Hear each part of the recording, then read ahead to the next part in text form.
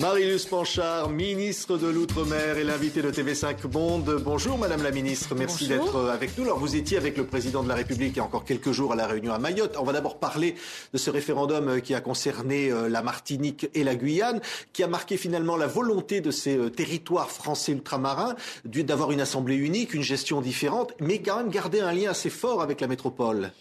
Oui, on doit tirer 2 enseignements de cette consultation. Tout d'abord, que les Martiniquais et les Guyanais veulent rester au sein de la République. Ils sont profondément attachés à notre République. Ça, c'est la première chose. Deuxième chose, c'est qu'il faut aussi se dire que le président a vu juste. Il ne s'est pas contenté d'organiser la consultation uniquement sur la question de l'autonomie, puisqu'il a proposé, dans la lignée de la réforme territoriale, de simplifier cette organisation, parce que ça faisait des années qu'on avait ce débat. On se rend compte bien que l'enchevêtrement des compétences du département et de la région pouvait être un facteur bloquant, notamment dans des secteurs comme l'environnement ou le transport, et qu'à ce titre-là, il fallait simplifier cette organisation. Et c'est la raison pour laquelle nous avons posé la deuxième question. Le président a demandé aux électeurs de la Martinique et de la Guyane s'ils souhaitaient avoir une collectivité unique, et vous avez vu les résultats. Oui, très fort. Donc une volonté de simplification, une volonté de plus d'efficacité, de développement, finalement de développement économique, parce qu'évidemment on va parler dans quelques instants de la crise qu'il y a eu en Guadeloupe en particulier, c'est-à-dire finalement les Antilles attendaient ça.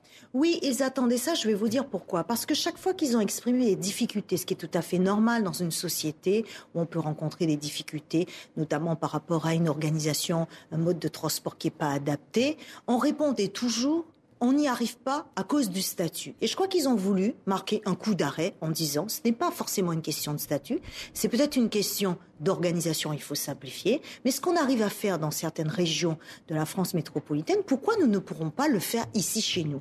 Et je crois qu'ils ont montré qu'ils voulaient que chacun assume ses responsabilités pour avancer, parce que je crois qu'ils rejoignent un peu le président de la République. Ils considèrent que le statut, certes, c'est quelque chose d'important, mais ce n'est pas l'essentiel. Il faut faire avant tout, c'est un projet de territoire. Il faut tous se concentrer sur le développement économique pour apporter des réponses pour ces territoires. Et la Guadeloupe, Madame la Ministre, parce qu'évidemment elle a été à l'écart et c'est elle qui a connu la crise sociale la plus forte. On s'en souvient, avec ces grèves qui ont duré très très longtemps, avec ces incidents violents parfois. Aujourd'hui, où en est-on ? Alors la Guadeloupe a voulu faire le choix des Martiniquais et des Guyanais de poser la question. Puisque vous savez, lors du déplacement du chef de l'État au mois de juin, les élus s'étaient réunis en congrès, comme en Martinique et en Guyane, et ils ont demandé au président de la République d'avoir un délai supplémentaire de 18 mois pour construire ce projet.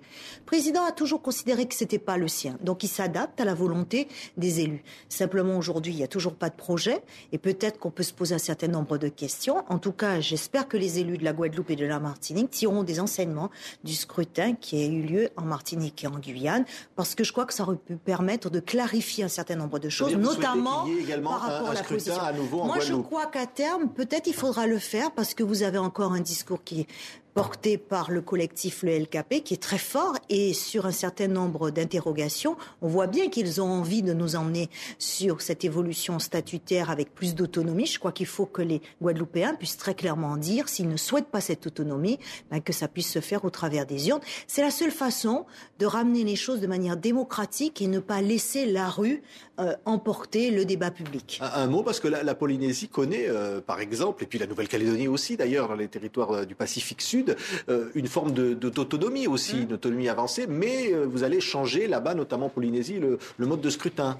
Parce qu'aujourd'hui, en Polynésie notamment, malgré une loi électorale qui a été votée en 2007 pour renforcer la stabilité politique, on voit bien qu'elle n'est pas là.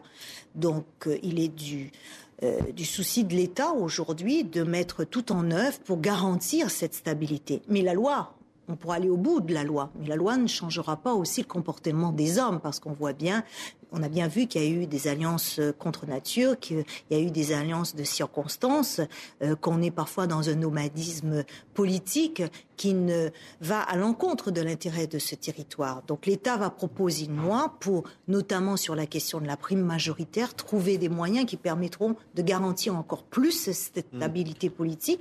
Mais je pense que les élus aussi doivent tirer des enseignements, parce que la Polynésie est dans une situation économique difficile.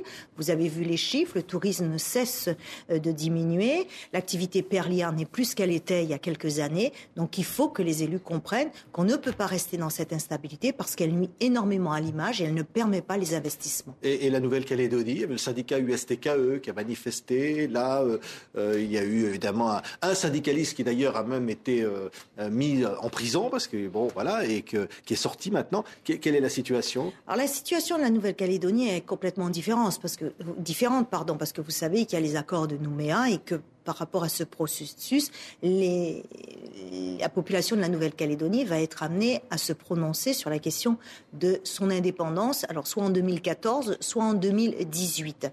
Simplement, aujourd'hui, on voit que les rapports de force peuvent changer et qu'au sein de la famille indépendantiste, certes, l'USTKE a montré avec le Parti travailliste qu'elle était en capacité de peser, mais vous avez aussi l'Union calédonienne, vous avez aussi le Palika de Paul Néautine. Tout ça, il faut attendre qu'il y ait un équilibre. En tout cas, on sent une volonté des deux partis à trouver une solution parce que, visiblement, comme a dit le chef de l'État, ces deux communautés sont condamnées à vivre sur le même territoire. Oui. Marie-Lise Panchard, vous étiez justement avec le chef de l'État il y a encore quelques jours. Il a présenté ses vœux à l'outre-mer depuis Mayotte, ce qui était un peu une première pour un chef de l'État, et puis la Réunion, bien sûr. Mayotte avec une situation de l'immigration clandestine qui reste toujours très préoccupante venant des Comores. Bien évidemment, puisque Mayotte a une histoire avec les Comores. Je ne vais pas rentrer dans ce débat où les Comores, sur le plan diplomatique, reviennent toujours sur la question de l'adhésion de Mayotte. Simplement, l'État s'est donné les moyens aujourd'hui pour lutter contre l'immigration, puisque des efforts considérables ont été apportés, notamment sur les effectifs. Ils ont été multipliés par 10. Nous avons mis un 3e radar. Le président de la République a annoncé un 4e radar. Le nombre de reconduites est passé aujourd'hui à 20 000 reconduites aux îles des Comores. Donc il y a une volonté de lutter contre l'immigration. Mais c'est un tout aussi. Il faut que les Mahorais tirent des enseignements, notamment par rapport au travail clandestin, parce que si on favorise, je dirais, ce travail, on va aussi attirer des Comoriens qui sont dans des situations, des conditions de vivre très difficile par rapport à Mayotte. Merci. Donc l'État, là-dessus, jouera son rôle et fera en sorte de limiter la politique d'immigration.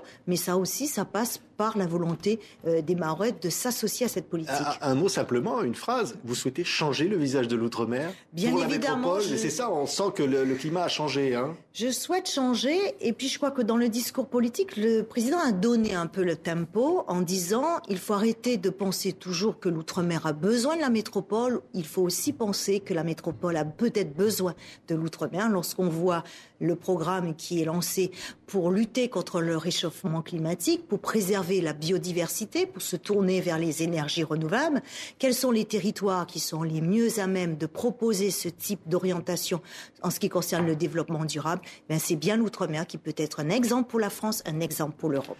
Merci Marie-Lise Panchard, ministre française de l'outre-mer, d'avoir été l'invitée de TV5 Monde. Merci.